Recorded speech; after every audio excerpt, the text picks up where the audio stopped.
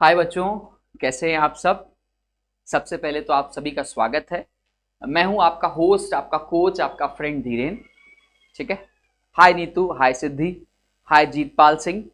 कैसे हैं बच्चे आप लोग? सब बढ़िया। आज हम लोग एक क्लास 12th का एक टॉपिक पढ़ने जा रहे हैं और इस टॉपिक का नाम है सॉलिड स्टेट। ऐसे तो बचपन में सॉलिड सॉलिड बहुत बार सुना होगा, सॉलिड क्या होता है, इन सब बारे में आपने जरूर पढ़ा होगा, इसमें कोई डाउट नहीं है। अब फिर भी एक ब्रीफ सा देख लेते हैं कि सॉलिड कैसे काम करता है। जस्ट 1 मिनट होल्ड करिएगा।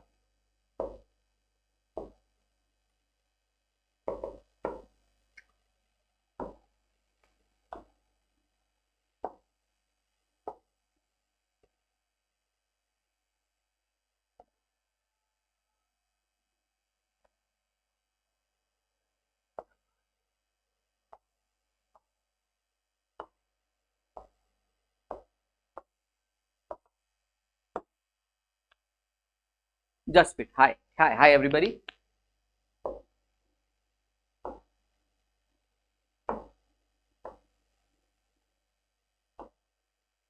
हम्म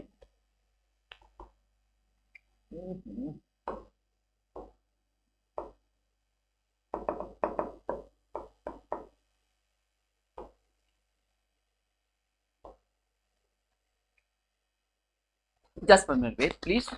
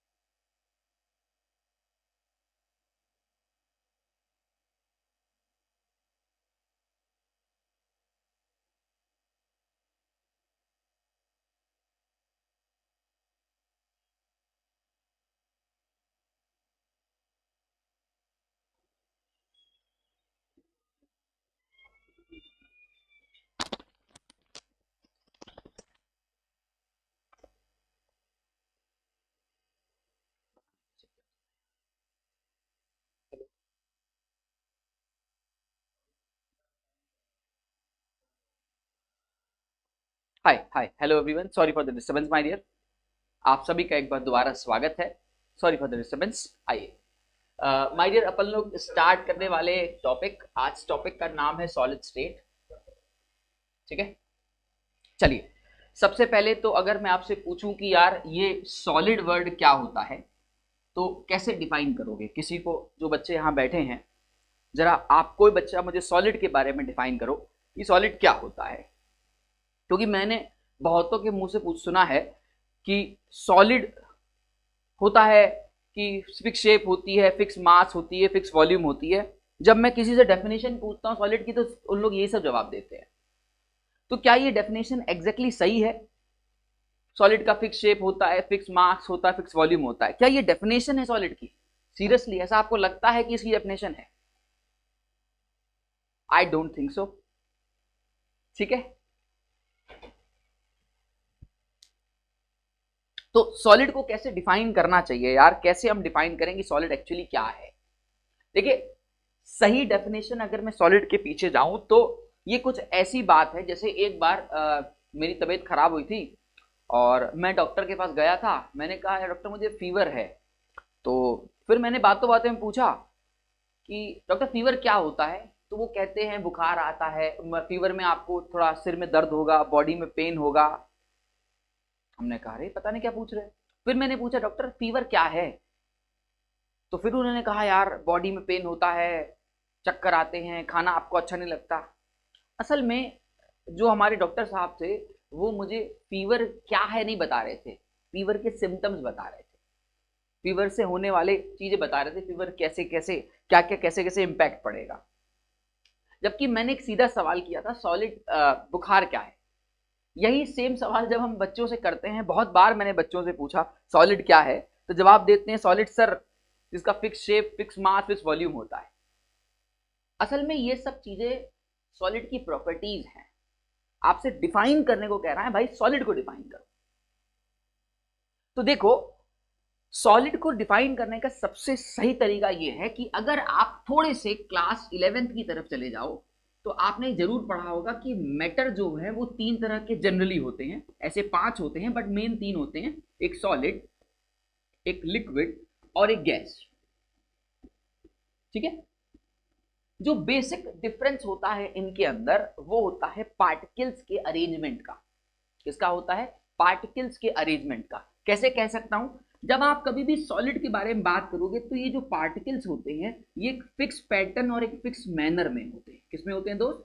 एक फिक्स पैटर्न और एक फिक्स मैनर में होते हैं। जबकि लिक्विड में शायद ऐसा नहीं होता, कहीं गैप ज्यादा कहीं कुछ, और गैसेस में तो एकदम अनऑर्डर्ड पैटर्न होता है, कोई पैटर्न ही नहीं होता, पार्टिकल्स हमेशा मूव करते रहते हैं।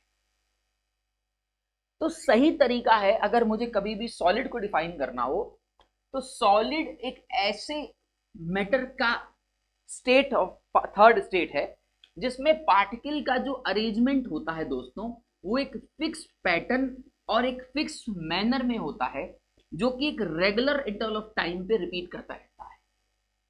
क्या बोला? A substance said to be a perfect solid when all the particles are arranged in a fixed pattern or a fixed manner and repeat over a several interval of times। ठीक है, ये actual definition है solid की। आप इस definition को लिख लीजिएगा।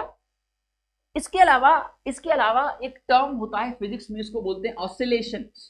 ऑसिलेशन, अगर आप सॉलिड के अंदर देखोगे तो पार्टिकल के अंदर जो ऑसिलेशन होता है वो अपने पर्टिकुलर एक्सिस पे होता है। आइदर वो एक्स एक्सिस होगा, आइदर वो वाई एक्सिस होगा और आइदर वो जेड एक्सिस होगा, या सभी एक साथ एम एक्सिस पे भी हो सकता है। जबकि ये चीज लिक्विड और ये चीज गैस में फिक्स नहीं है। अगर आप इसको गैस से कंपेयर करोगे तो गैस का कोई फिक्स एक्सिस नहीं है, गैस हमेशा रैंडम मोशन में मूव करती है। राइट? तो हमेशा एक बात याद रखनी है, अगर आपसे कोई सॉलिड पूछता है तो सॉलिड में पार्टिकल का जो ऑसिलेशन होता है वो एकदम फिक्स्ड होता है। ठीक है, एक फिक्स पैटर्न एक फिक्स मैनर में रिपीट करते हैं। ये पहली बात हुई। दूसरी बात ये सबको पता है, that is strong force of attraction. Strong force of attraction. ठीक है, कि भाई गैसेस के अंदर एक स्ट्रॉन्ग फोर्स ऑफ अट्रैक्शन नहीं होता। ठीक है, जबकि सॉलिड के अंदर क्या होता है? एक स्ट्रॉन्ग फोर्सेस ऑफ अट्रैक्शन होते हैं। ठीक है, ठीक है बच्चों, प्लीज एक बार रिस्पॉन्स करिए, मेरी बात आपको शायद समझ में आई होगी। कबीर, सिद्धि, जीतपाल, नीतू, जितने बच्चे बैठे हैं प्लीज रिस्पॉन्स करिए।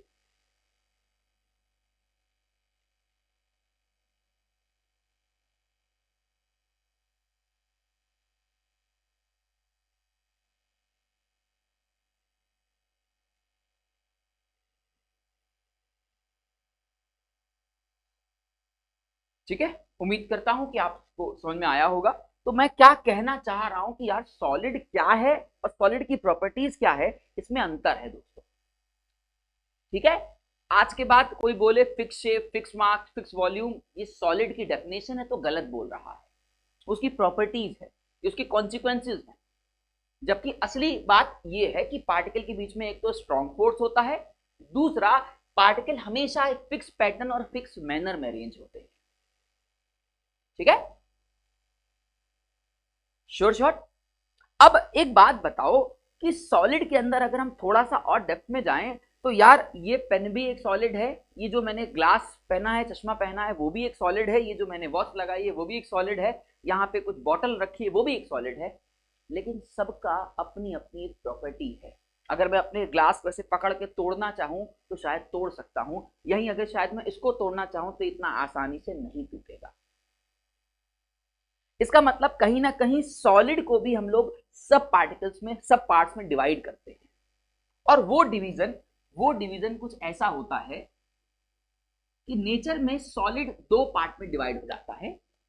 एक होते हैं आपके क्रिस्टलाइन सॉलिड्स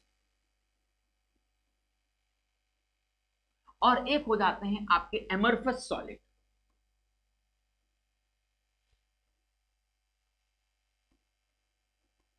कौन से दोस्त? एक आपके होते हैं क्रिस्टलाइन सॉलिड और एक होते हैं आपके एमरफस सॉलिड।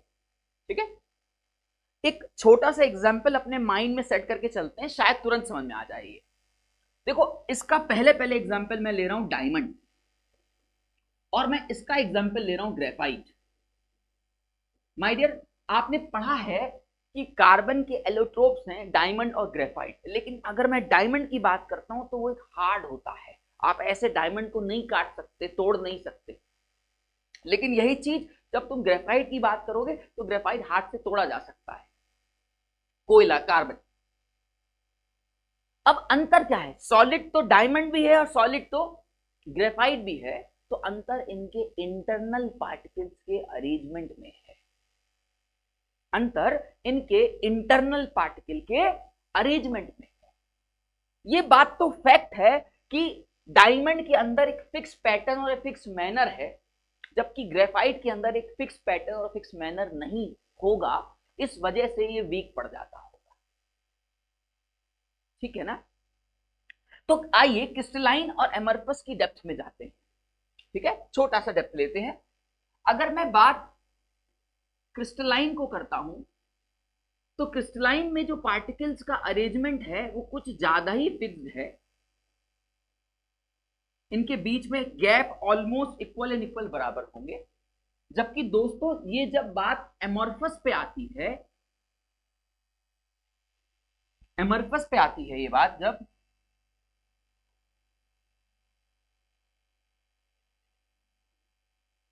जो भी है, ठीक है, तो इसमें क्या होता है, पार्टिकल कहीं तो गैप बहुत ज्यादा है और कहीं तो पार्टिकल का गैप बहुत कम हो जाता है। जब पार्टिकल का गैप कहीं ज्यादा हो, कहीं गैप कम हो, तो ये एक पैटर्न है। तो ये भी सॉलिड है, ये भी सॉलिड, लेकिन यहां पे ये जो गैप आप ऑब्जर्व कर रहे हो, ये हर जगह से गैप इक्का इक्वल बराबर है, जबकि एमॉर्फस में ऐसा नहीं है। ठीक है, एकदम डेप्थ में घुसते हैं दोस्त, एकदम डेप्थ में घुसते हैं। ठीक है, डीप,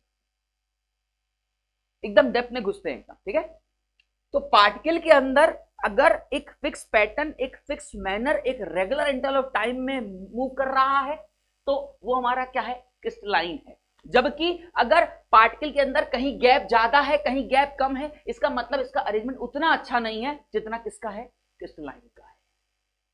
बात समझ में आ रही होगी? Clear cut? 110%। अब अगर इसके अंदर एक फिक्स पैटर्न और फिक्स मैनर है क्रिस्टलाइन के अंदर, तो उसकी मेल्टिंग पॉइंट और बॉइलिंग पॉइंट भी एकदम शार्प होगी। अगर मैं क्रिस्टलाइन की बात करता हूं तो इसकी मेल्टिंग पॉइंट और बॉइलिंग पॉइंट भी क्या होगी, शार्प होगी, fix melting and fix boiling point होगी। जबकि एमॉर्फस की फिक्स मेल्टिंग पॉइंट और बॉइलिंग पॉइंट नहीं होगी, क्योंकि इसके बीच में कहीं गैप ज्यादा है और कहीं गैप कम है। मान लोगे इस बात को? कुछ ऐसे ग्लासेस आते हैं, जैसे क्वार्ट्ज नाम होता है, आप अगर अपनी बुक्स को उठाओगे तो क्वार्ट्ज ग्लासेस होते हैं, जो आपको क्रिस्टलाइन में मिलेंगे, एमॉर्फस में मिलेंगे। ठीक है, पक्का, बहुत बढ़िया। कहानी को थोड़ा और आगे बढ़ाते हैं। अब अगर एक प्रॉपर्टी होती है, इसको बोलते हैं क्लीवेज प्रॉपर्टी। ये थ्योरी है माय डियर, थ्योरी मैं उतना नहीं पढ़ा रहा, मैं सीधे अंदर घुस रहा हूं, जो एक्चुअल सॉलिड चैप्टर में आता है।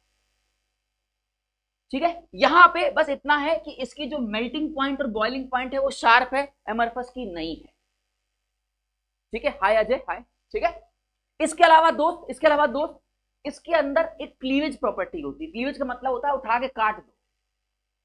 एक बात बताओ, जब तुम सॉलिड को काटोगे, मतलब क्रिस्टलाइन को काटोगे, तो एकदम मक्खन की तरह कटेगा, एकदम कहीं से भी ऐसा नहीं खुरदरापन आने लगता है।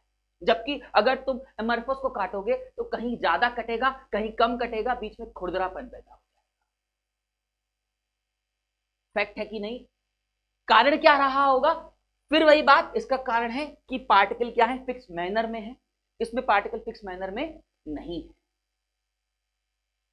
बाकी ये बात अलग है, एमॉर्फस वर्ड एमॉर्फो से आया है, जिसका मतलब ही होता है अनऑर्डर्ड। तो ये सब छोटी मोटी बातें हैं, इस लेवल से उठ के थोड़ा हाई लेवल पे जाते हैं। ठीक, यहां तक बेसिक नॉलेज समझ में आ रही है? तो अगर मेरा ग्लास है, जो मैंने ग्लास पहना है, हो सकता है इसके अंदर अरेंजमेंट उतना स्ट्रांग ना रहा हो, इसलिए ब्रेक हो जाए। वहीं पे आयरन की रॉड है, उसका अरेंजमेंट बहुत अच्छा रहा हो सकता है उसके अंदर एक फिक्स पैटर्न हो, इसलिए उसकी sharp melting and boiling point हो।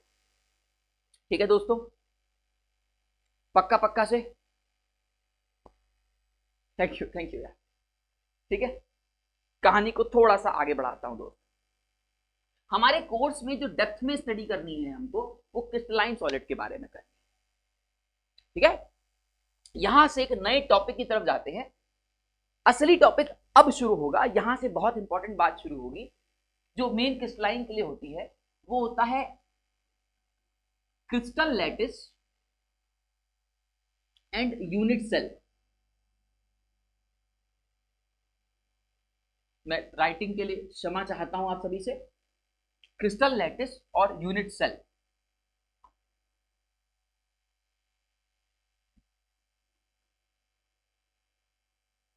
चलिए, अब ये क्रिस्टल लैटिस और यूनिट सेल क्या है इसके बारे में समझते हैं।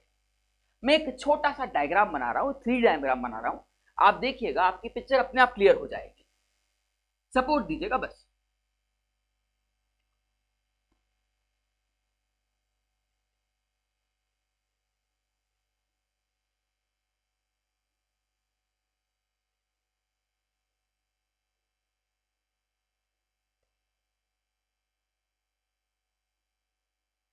एक सेकेंड सपोर्ट दीजिएगा।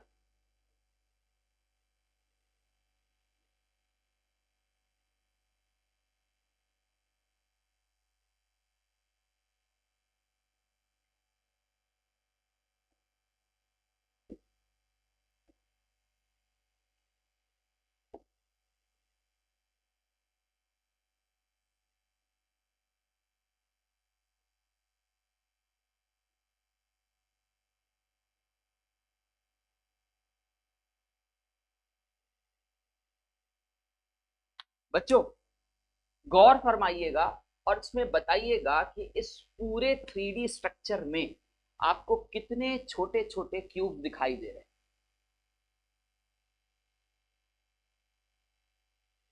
कमान, गौर फरमाइएगा और बताइएगा इसके अंदर आपको कितने छोटे छोटे क्यूब्स नजर आ रहे हैं।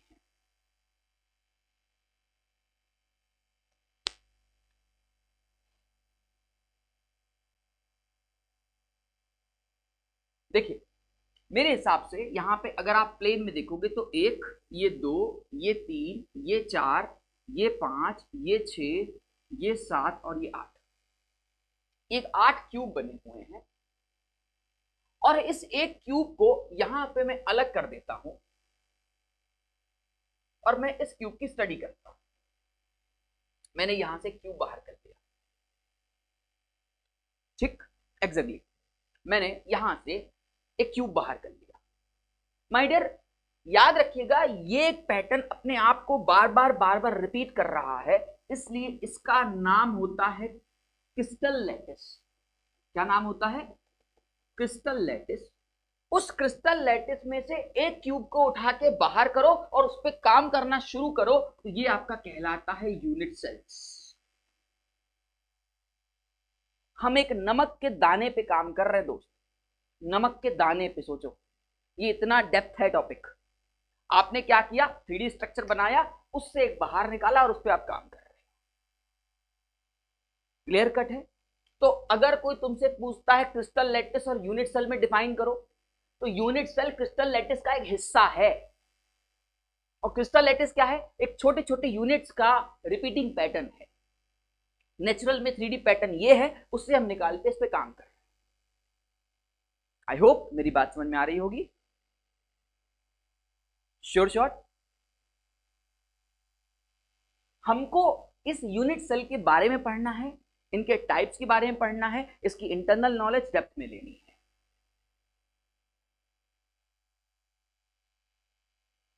ठीक, तो क्रिस्टल लैटिस को डिफाइन करने की बात अब शायद नहीं पड़ेगी। एक 3D पैटर्न जो अपने आप को रेगुलर इंटरवल टाइम में रिपीट करता हो, और यूनिट सेल उस क्रिस्टल लैटिस का एक छोटा सा हिस्सा। ठीक है, आइए अब हम लोग इस यूनिट सेल के अंदर घुसते हैं। ये यूनिट सेल भी अपने आप में 4 तरह की होती है। एक होती है सिंपल यूनिट सेल, एक होती है बॉडी सेंटर यूनिट सेल, एक होती है हमारी फेस सेंटर यूनिट सेल, और एक होती है आपकी एंड सेंटर यूनिट सेल। ठीक है, 4 तरह की यूनिट सेल अपनों को पढ़ना है और डेप्थ में जाके पढ़ना है कि सिंपल क्या है, बॉडी क्या है, फेस क्या है, आपस में डिफरेंस क्या है, आपस में रिलेशन क्या है, कैसे इनको अलग अलग करके पढ़ेंगे, इन सब के बारे में पढ़ना। ठीक, आ रही है बात समझ में?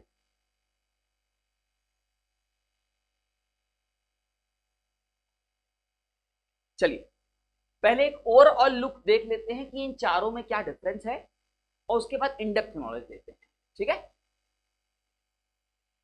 जब आप सिंपल यूनिट सेल की बात करते हो तो सिंपल यूनिट सेल में एक क्यूब के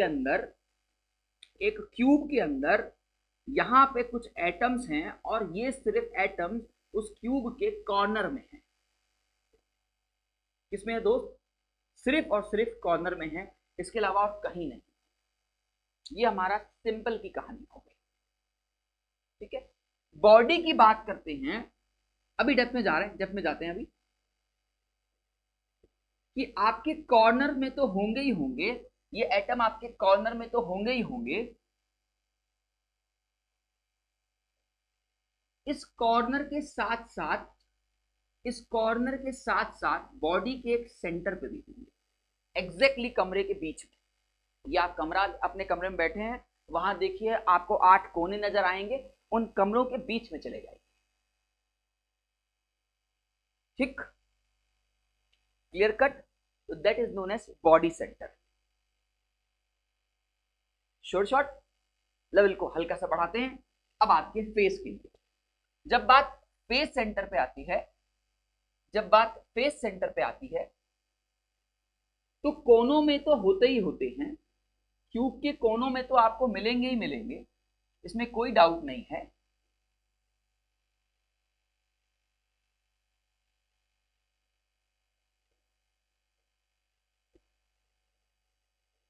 बट कोने के साथ साथ फेसेस के सेंटर पे भी मिलेंगे। आप सोचिए कि एक कमरे में कितने फेस,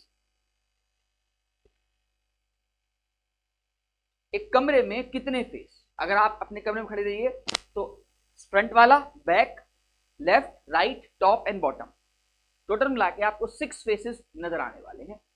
तो आपके कॉर्नर्स में तो है ही है और साथ में इस फेस के सेंटर पे भी है। ठीक है, कॉर्नर में तो है ही है और साथ में फेस के सेंटर पे भी। एक आता है एंड सेंटर, नाम से पकड़ लो, एंड बोले तो कोई भी 2 एंड कॉर्नर में तो होंगे ही होंगे, इस कॉर्नर के साथ साथ कोई भी 2 एंड उठा लो, एक ऊपर एक नीचे या लेफ्ट एक राइट, कोई भी एंड उठा लो आप, ये आपके एंड सेंटर कहलाते हैं। ठीक, शॉर्ट कहानी को और आगे बढ़ाते हैं, अब घुसते हैं सिंपल के अंदर, फिर जाएंगे बॉडी के अंदर, फिर जाएंगे फेस और फिर जाएंगे एंड सेंटर। ठीक है,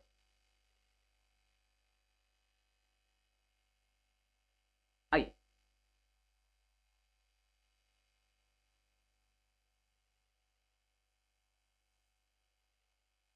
मूव कर रहा हूं।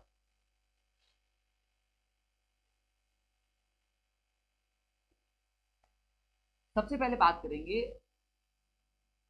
Simple unit cell.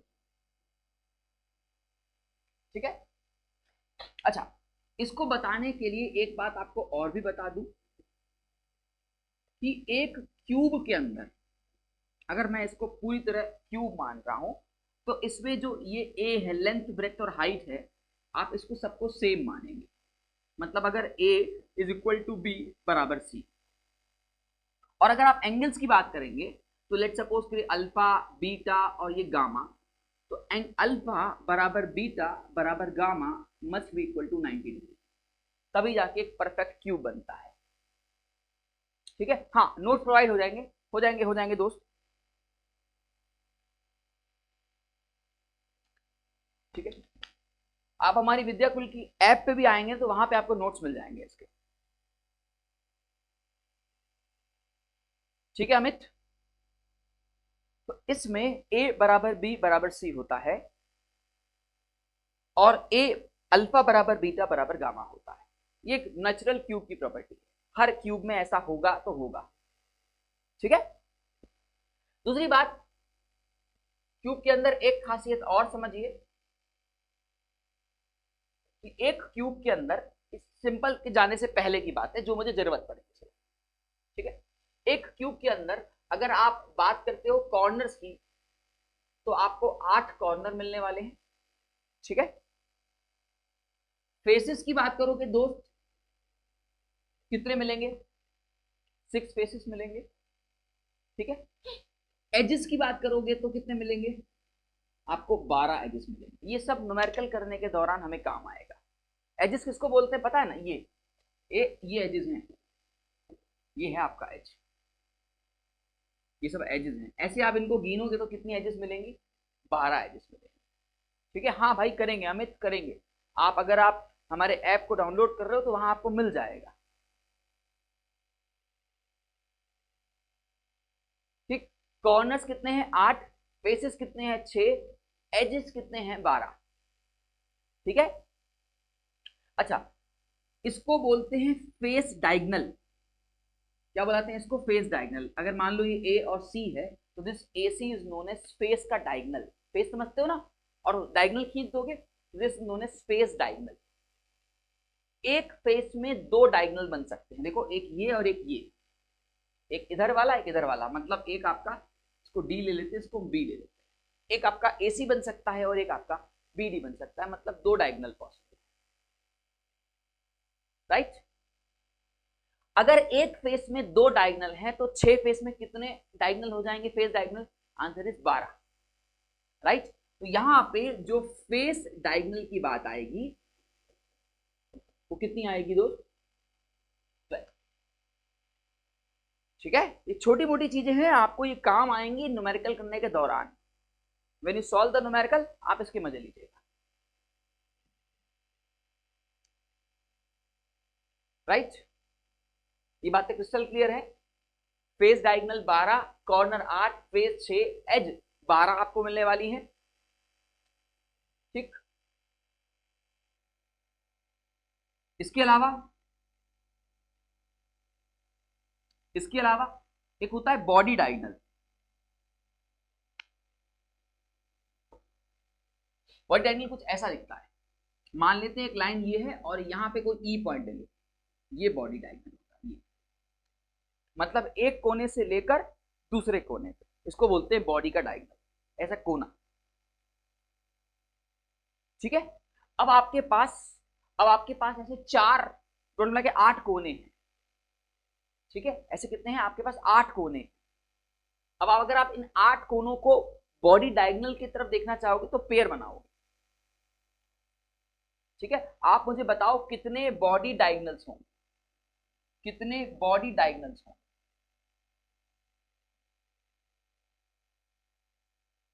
चलिए आप सभी बच्चे बताइए कितने बॉडी डायगनल्स होंगे?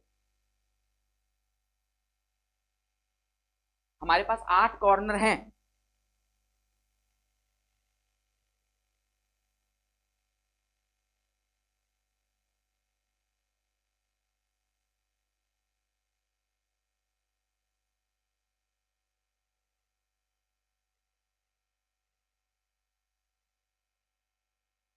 कोई बात,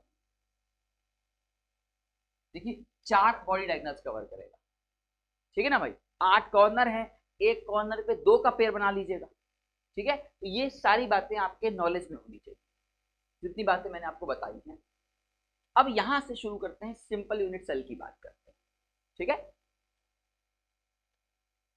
जब आप कभी भी सिंपल यूनिट सेल की बात करोगे दोस्त, तो सबसे पहले तो सिंपल यूनिट सेल, आपने क्यूब ड्रॉ किया, आपको सिर्फ कॉर्नर कॉर्नर पे आपको एटम्स प्रोवाइड, ये आपके कुछ एटम का कुछ कंट्रीब्यूशन है जो कॉर्नर पे होगा। समझ सिद्दीकी, ये 2 किस बात का है my dear? Hi Sneha, hi. दो किस बात का है? Welcome to the class Sneha.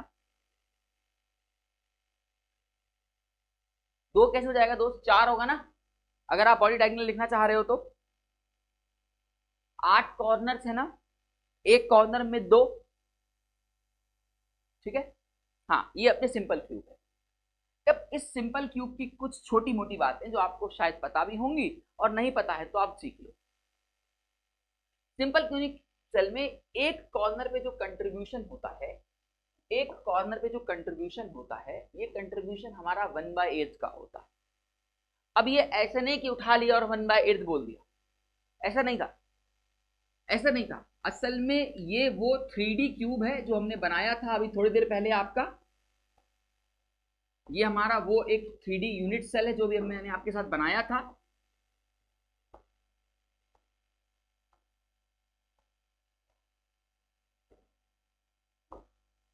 ये कुछ ऐसा दोस्तों,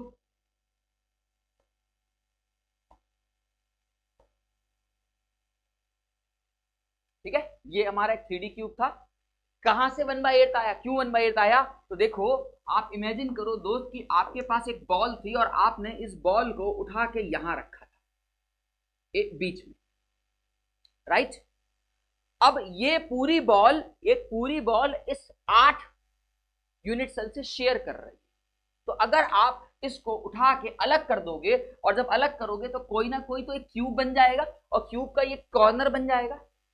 अब अगर ये मेरी सेंटर पे एक बॉल रखी है और मैंने इसको 8 टुकड़ों में बांटा, तो एक टुकड़ा कितना आएगा?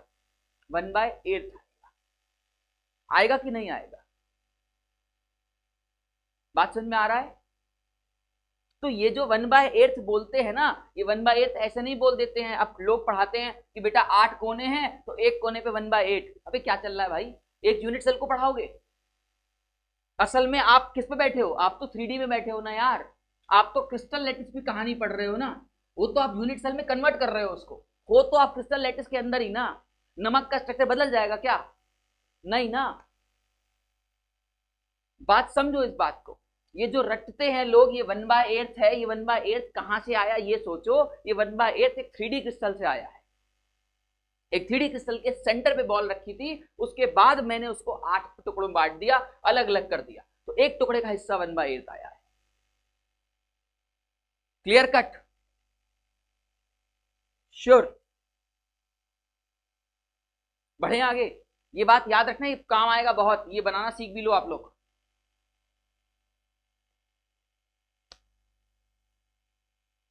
Clear cut? मूव कर रहा हूं आगे।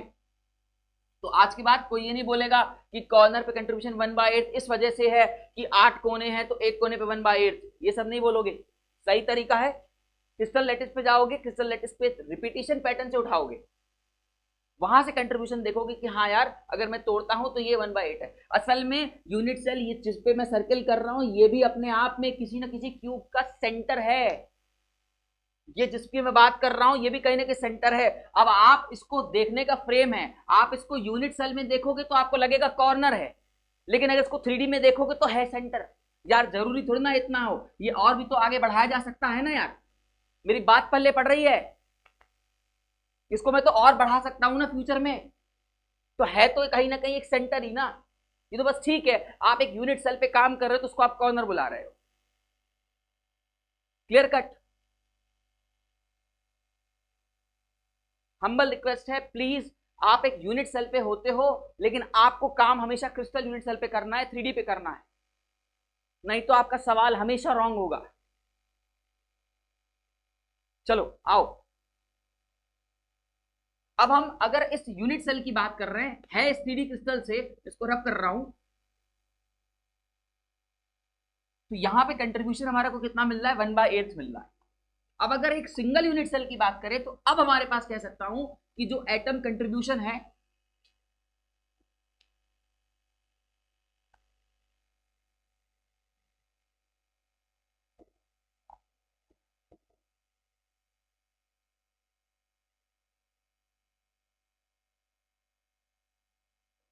वेट करिएगा प्लीज, होल्ड करिएगा।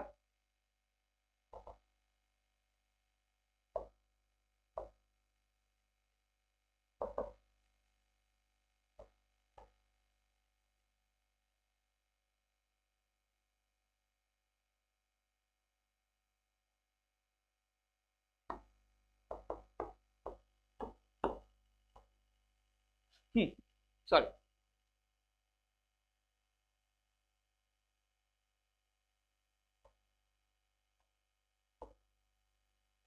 चलिए, sorry for this, I am sorry for this. यहां पे आपका 1/8 कंट्रीब्यूशन आया था। अब मैं कहूंगा कि जो atom contribution per unit cell है, पर यूनिट सेल है, वो आपका 1/8 इंटू 8, तो ये आपका आता है 1। ठीक है, आई होप मेरी बात समझ में आ रही होगी। इसका कंट्रीब्यूशन 1/8 यहां से आता है। ठीक है, नेक्स्ट नेक्स्ट,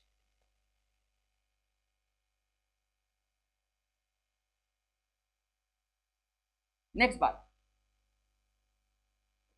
इस सिंपल यूनिट सेल में एक नया वर्ड यूज कर रहा हूं, शायद आपने पढ़ा है कि नहीं। इसको बुलाते हैं डीएनएन। शॉर्टकट डालता हूं, डीएनएन फुल फॉर्म होता है डिस्टेंस बिटवीन नियरेस्ट नेबर।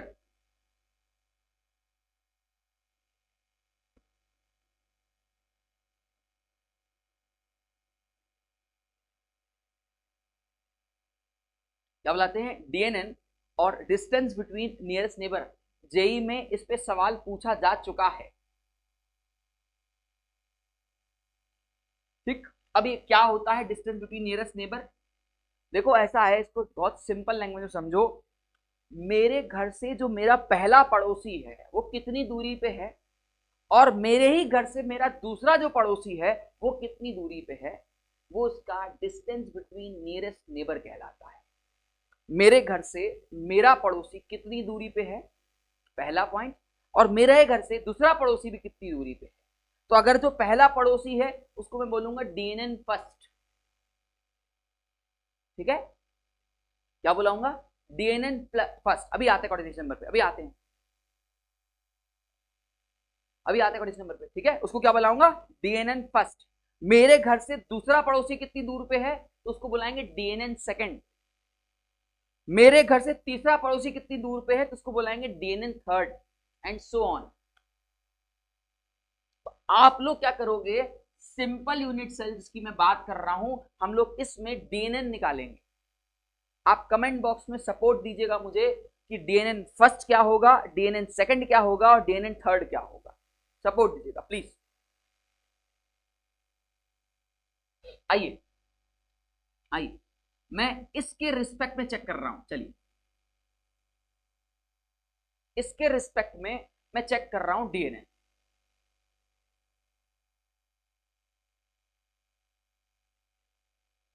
तो पहला डीएनएन इस पार्टिकल के रिस्पेक्ट में, यहां पार्टिकल मान लेते हैं, ये पार्टिकल ओ है।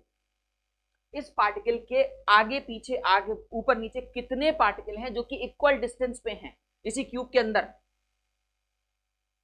इसी क्यूब के अंदर इसके आगे पीछे ऊपर नीचे कितने पार्टिकल हैं जो इक्वल डिस्टेंस पे हैं?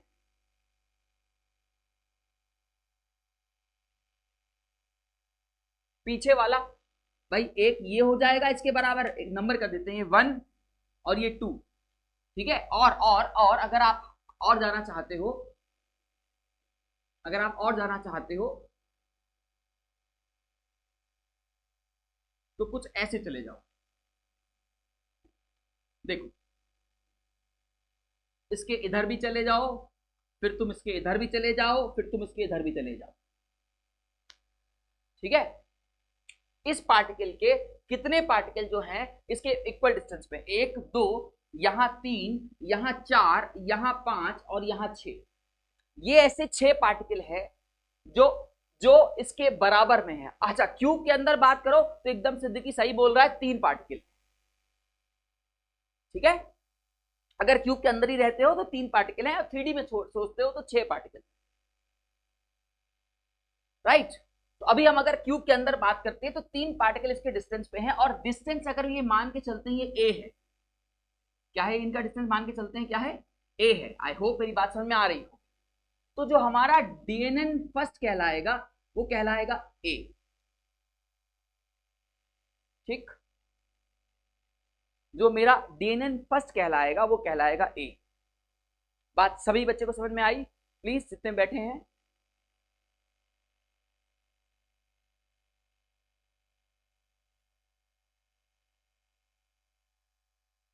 Sure sure.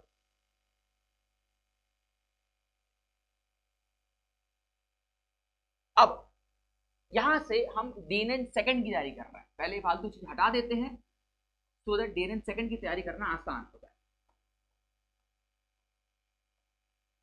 चल, डेन एंड सेकंड मतलब इसी पार्टिकल के रिस्पेक्ट में, इसी पार्टिकल के रिस्पेक्ट में नेक्स्ट पार्टिकल कितनी दूरी पे है, इसी पार्टिकल के रिस्पेक्ट में नेक्स्ट पार्टिकल कितनी दूरी पे है। पहला पार्टिकल तो हमने निकाल लिया कि ए दूरी पे है, ए पिकोमीटर कुछ भी ले लीजिएगा। दूसरा पार्टिकल कितनी दूरी पे है, जो सबसे नियरेस्ट हो। देख सकते हैं, यहां पे ध्यान दीजिए, ये अगर इसका आप मैथ्स लगाओगे दोस्त, इस पे आप मैथ्स लगाओगे तो ये अगर डिस्टेंस ए है, ये भी डिस्टेंस अगर ए है, तो ये डिस्टेंस क्या कहलाएगी, √2a कहलाएगी। कहलाएगी कि नहीं कहलाएगी।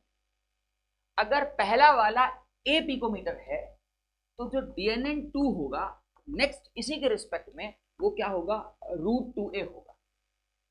कहने का क्या सेंस है, अगर ये मान लेना 1 पिकोमीटर है तो ये और करके लिख सकते हो 1.414 पिकोमीटर। ये तो बोलोगे ना यार, पहला पार्टिकल अगर ए दूरी पे है तो दूसरा पार्टिकल 1.414 टाइम्स ऑफ ए दूरी पे है। एग्जैक्टली, इसने एग्जैक्टली सही बोल रहे हो। आगे आते हैं, अगला आएगा DNN3। DNN3 उसी के रिस्पेक्ट में, इसी के रिस्पेक्ट में जहां पे खड़े हो। भाई अपना घर थोड़ी ना छोड़ दोगे पड़ोसी को चक्कर पता करने के लिए। a/2 कैसे भैया सिद्दीकी, 8/2 पे यहां पे कोई पार्टिकल रखा है क्या? पार्टिकल तो सिर्फ इधर 8 कोनों पे ही है ना, सिंपल यूनिट सेल में। कोई बीच के एज में पार्टिकल थोड़ी ना है दोस्त। श्योर ना? अगला निकालिए, कम ऑन स्नेहा, शाबाश। बताओ बच्चे, थर्ड DNN क्या होगा?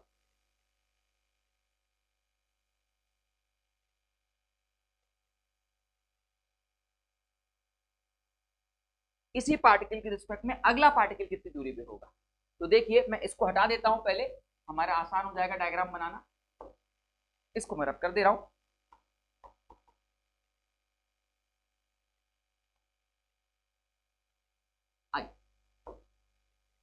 इधर देखिएगा, ये पार्टिकल, इस पे ध्यान दीजिए। इसको बोलते हैं क्या, बॉडी का डायगोनल। क्या बुलाते हैं? सेंटर पे कुछ है कहां? इसने यहाँ सेंटर पे कुछ कहां है बेटा? सिंपल यूनिट सेल चल रही है। अगर आप सिंपल यूनिट सेल पे हो तो आपके सिर्फ कॉर्नर्स पे ही एटम होते हैं, सेंटर की तो बात ही नहीं करोगे ना। हाँ एग्जैक्टली, सिद्दीकी ने अब सही बताया, √3/a। ये उसने बॉडी डायगोनल निकाला, उसके लिए थोड़ी सी उसने मैथ्स लगाई। मैथ्स लगाने के लिए आपने ट्रायंगल ले लिया, किसी ट्रायंगल को कवर कर लिया और निकाल दिया, ठीक है ना। किसी ट्रायंगल को कवर कर लिया, ये भाई डिस्टेंस √2a है, ये a है, सॉरी ये a है, तो ये अपने आप क्या हो जाएगा, √3a हो जाएगा। ठीक है, तो जो DNN थर्ड आया वो कितनी दूरी पे आया, √3a दूरी पे आया। इसने यहां फाइन, अब बात समझ में आ रही है बच्चा? सेंटर पे कुछ नहीं था। चलो शाबाश, जल्दी जल्दी बताओ। हाँ body diagram, exactly body diagram. अब अगर मैं तुमसे पूछता हूं DNN4 के क्या हालचाल, DNN4 के क्या हालचाल, वो कहां पे होंगे?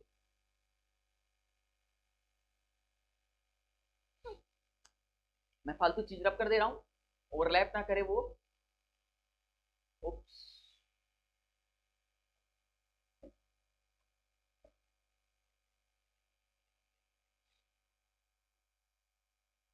चलो DNN4 बताओ, शाबाश।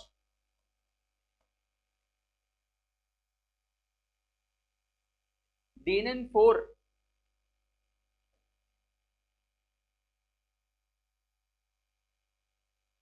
नहीं, अब इस कमरे में DNN नहीं है। अब हमको अपने गली के बाहर जाना पड़ेगा, ये अगले फेज पे, ये ऐसे ये दूसरे क्यूब में एंट्री मारी, जब अपनी गली खत्म हो जाए, अपना घर खत्म हो जाए, तब झांको दूसरे घर में। ठीक है, अब जब इस घर में पहुंचे, अब जब इस घर में पहुंचे बच्चा, तो फिर ये तुम्हें दिखाई दी कॉर्नर, डबल क्यूब हो गया। अब अगर, अब सोचो यहां से ए अगर दूरी है, तो ये जो कॉर्नर है ये कितनी हो जाएगी तुम्हारी, 2a हो जाएगी क्या? धीरे धीरे बढ़ रहा है, पहले a था, फिर 1.414 था, उसके बाद 1.732 आया। अब इसके बड़ा नंबर कौन सा होगा? इसके बाद इससे बड़ा नंबर कौन सा होगा? वो 2 होगा। तो जो DNN4 आता है वो आता है 2। That's nice. ठीक है, आई बचपन में जेई नीट इन सब में पूछ लेता है कि DNN4 कहां है, 2 कहां है, 3 क्या है, सब कुछ पूछ सकता है। ठीक ठीक, आई होप मेरी बात समझ में आ रही होगी। थोड़ा सा ये इमेजिनेशन वाला चैप्टर है, हाइपोथेटिकल चैप्टर है। तो DNN4 तक काफी है। DNN5 आप ट्राई करना, DNN5 आप ट्राई करना। ठीक है,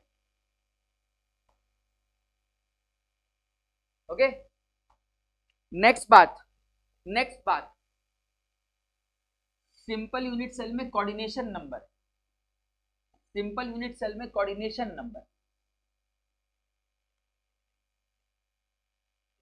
पहले तो कोऑर्डिनेशन नंबर होता क्या है?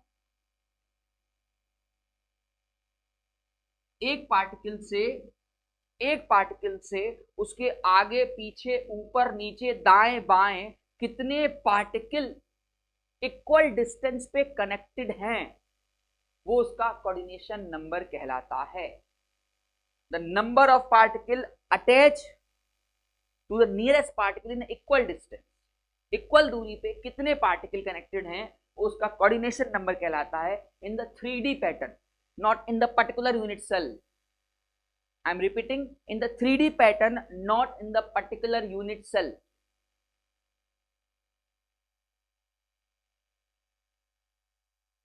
आइए, ये क्यूब बनाया,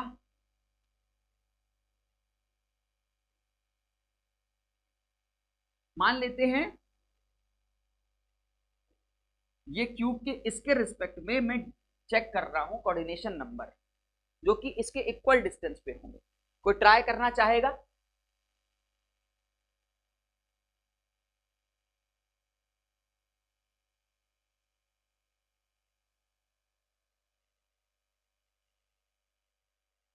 कम ऑन, ट्राई करके बताओ कि क्या होगा कोऑर्डिनेशन नंबर। नहीं नहीं नहीं स्नेहा, 4 तो नहीं होगा बच्चा, 4 तो नहीं होगा यार। आओ देखो, एक यहां है, इसके रिस्पेक्ट में देख रहा हूं, ठीक है, एक इधर, एक इधर, एक इधर, नंबरिंग कर देता हूं 1 2 और 3, जो कि इक्वल डिस्टेंस होना चाहिए। उसके बाद एक ये 4, एक ये 5 और एक ये 6, ये इसके रिस्पेक्ट में 6 ऐसे पार्टिकल हैं जो कि इक्वल डिस्टेंस पे हैं। इस वजह से इसका कोऑर्डिनेशन नंबर कितना होता है? 6। ठीक है, आ रही है बात समझ में?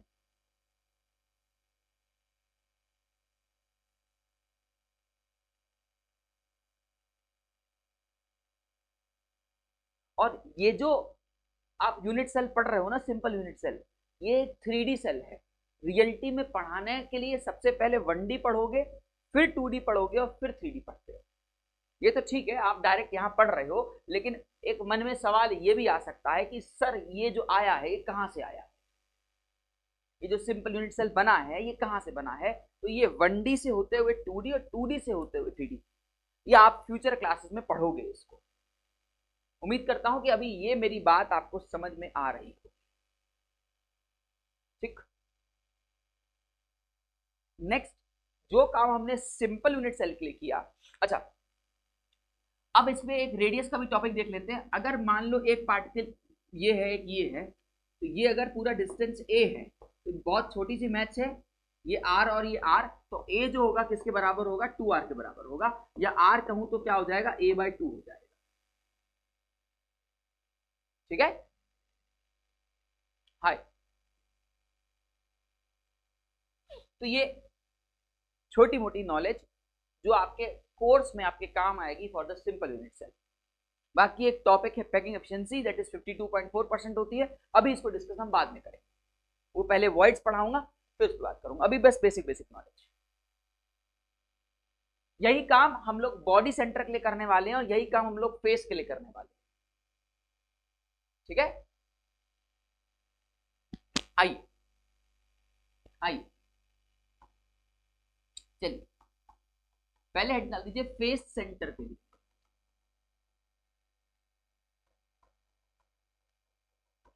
कोई बात नहीं, बॉडी बात में पढ़ लेंगे। आइए फेस सेंटर में डायग्राम की बात करें तो फेस सेंटर कुछ ऐसा कि कॉर्नर्स में तो आपको मिलेंगे ही मिलेंगे, बट साथ में उसके साथ आपको फेसेस के सेंटर पे मिलेंगे। ठीक है,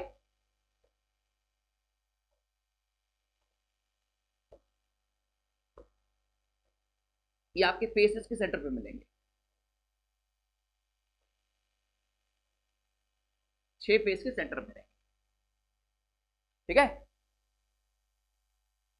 सबसे पहले काम करते हैं, आप लोग थोड़ा सा मुझे मदद करिए और हेल्प करके बताइए कि इसका कोऑर्डिनेशन नंबर कितना होगा और कैसे आएगा। जिसने रटा है वो बात अलग है, लेकिन अगर सीखा है तो उसका मजा कुछ और है। आपको बताना है कि फेस सेंटर क्यूबिक क्रिस्टल में का कोऑर्डिनेशन नंबर कितना होता है और वो कैसे आता है।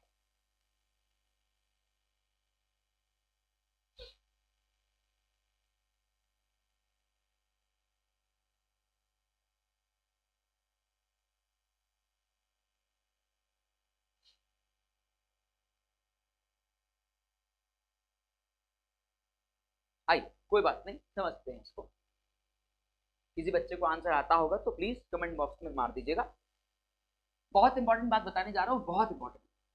कोऑर्डिनेशन नंबर इन जब हम एफसीसी की बात करते हैं तो आप उस क्यूब के एक फेस को पकड़ते हो और उसके आगे पीछे क्यूब बनाते हो।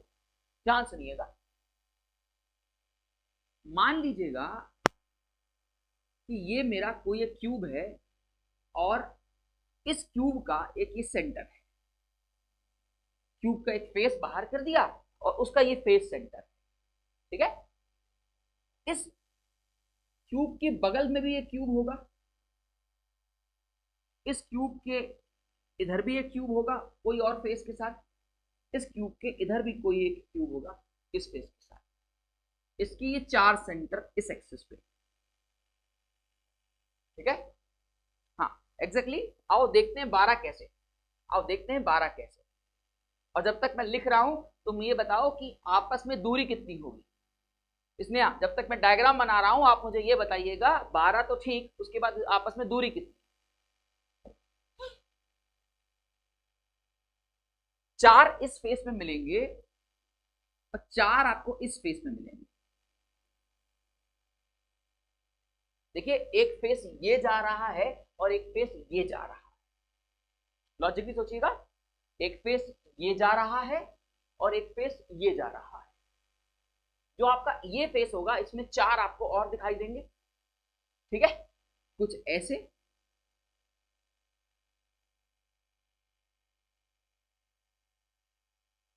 ठीक उसी तरह एकदम सेम 4 आपको इस वाले प्लेन में मिलेंगे।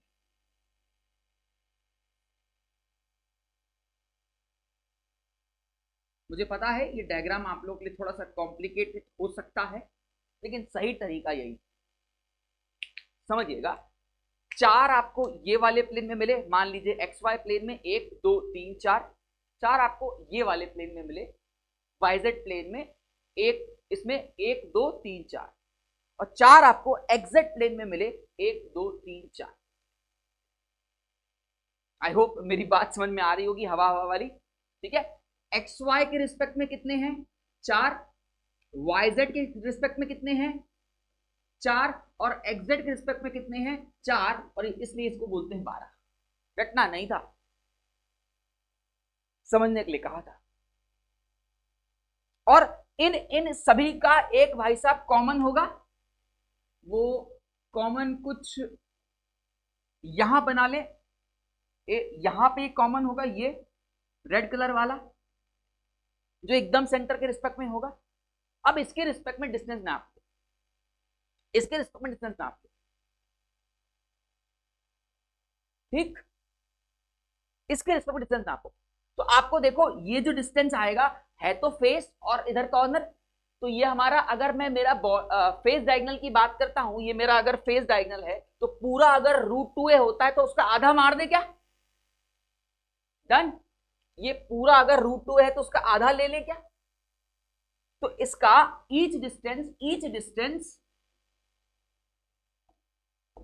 डिस्टेंस जो कवर करेगा वो करेगा √2a/2।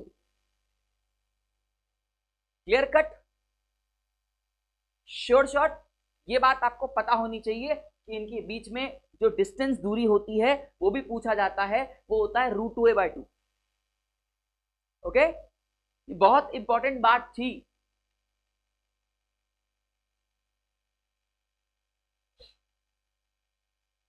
और आप इसी को 3D पैटर्न में भी देख सकते हो। पहले इसको लिख लो तो इसका 3D दिखाता हूं।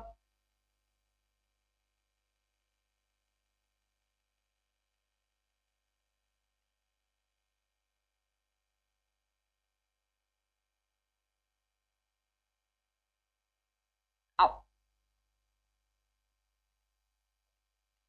आई होप मेरी बात आप सभी को समझ में आ रही होगी दोस्तों। चल,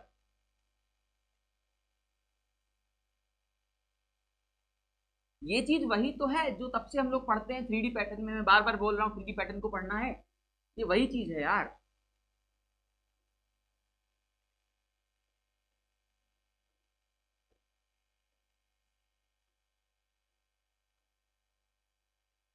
ये